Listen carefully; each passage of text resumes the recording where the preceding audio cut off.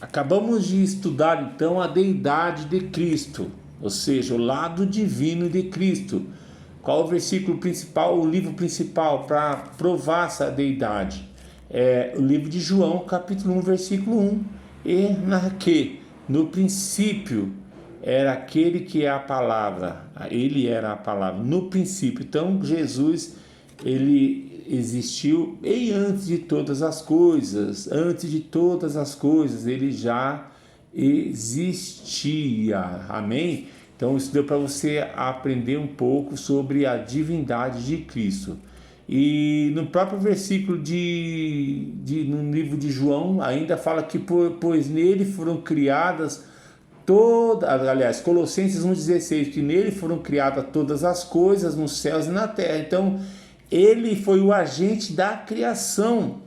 Então esse é o lado divino de Cristo, tá bom? Lá no princípio de todas as coisas, ele era a palavra. Então você viu um pouco da divindade de Cristo. A união hipostática de Cristo é a doutrina que ensina que ele era homem, que é a natureza divina, e a natureza humana, ele era Deus. Vamos falar um pouco agora sobre a humanidade de Cristo, certo? Após afirmar fortemente a divindade, a deidade de Cristo, o apóstolo João, ele escreveu em seu evangelho: a palavra, olha só que versículo em João 1,14, continuando no livro de João, capítulo 1, é onde diz que a palavra, o que é a palavra? É o Logos, né? O Logos de Deus. Quem é o Logos? Jesus Cristo. A palavra tornou-se carne, tornou-se sarx no grego, carne, e viveu entre nós. Então a palavra, Jesus tornou-se carne e viveu entre nós.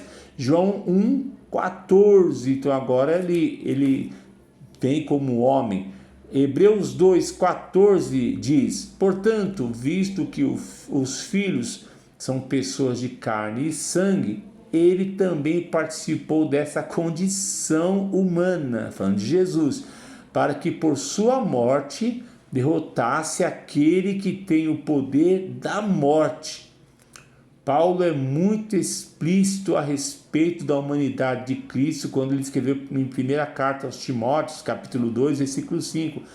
Ele escreveu: pois há um só Deus, um só mediador entre Deus e os homens, e o homem Cristo Jesus. Que lindo, que capítulo, que versículo maravilhoso. Então existem várias passagens na Bíblia, várias passagens na Bíblia que indicam a natureza humana de Jesus, porque ele tinha verdadeiras limitações na sua carne, no seu corpo. Como homem, ele tinha suas limitações. Por exemplo, ele esteve cansado da viagem, em João 4, versículo 6. Como homem, ele tinha fome, faminto, em Mateus 21, 18.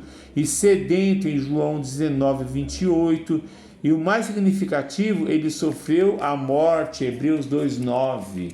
Então, Jesus, como homem, como humano, ele sentia as limitações de homem, tá bom? Vamos falar agora sobre a vida de Cristo.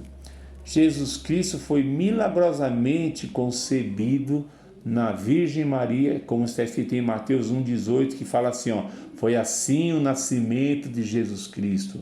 Maria, sua mãe, estava prometida em casamento em José, mas antes que se unissem, achou-se grávida pelo Espírito Santo. Então esse versículo 20, ele enfatiza que Maria não foi engravidada por um homem, mas que a criança que estava no seu ventre veio do Espírito Santo. Cristo nasceu de uma mulher, Gálatas 4, versículo 4, mas em vez de ser concebido pela união de um homem e uma mulher, ele foi concebido pelo poder do Altíssimo, conforme está escrito em Lucas 1, versículo 35. Assim, meus queridos, a pessoa nascida era tanto divina como humana, diferente de todos os outros seres humanos, que após Adão, Jesus não tinha culpa imputada ou corrupção herdada. A Bíblia não diz que a culpa imputada e a corrupção herdada venha somente do pai E nós sabemos também que Maria era pecadora, assim também como o resto da humanidade. Embora essa concepção virginal testifique que ele não era um ser humano ordinário, por si mesma ela era insuficiente para proteger a criança de toda a contaminação. Portanto, a impecabilidade de Jesus não pode ser devido à concepção virginal somente, mas foi o decreto soberano de Deus de que nenhuma culpa seria imputada sobre Cristo e que nenhuma corrupção seria herdada por ele. O poder de Deus não somente causou a concepção de Cristo no ventre de Maria, sem um pai humano, mas também guardou a criança tanto da culpa legal de Adão como da natureza corrupta resultante do pecado. Isso foi assim para que a criança pudesse ser corretamente chamada de o Santo. Então aqui mostra a humanidade de Cristo. Espero que você tenha aprendido um pouco desse resumo de Cristologia, que são as duas partes mais importantes dessa matéria: a divindade de Cristo e a humanidade de Cristo.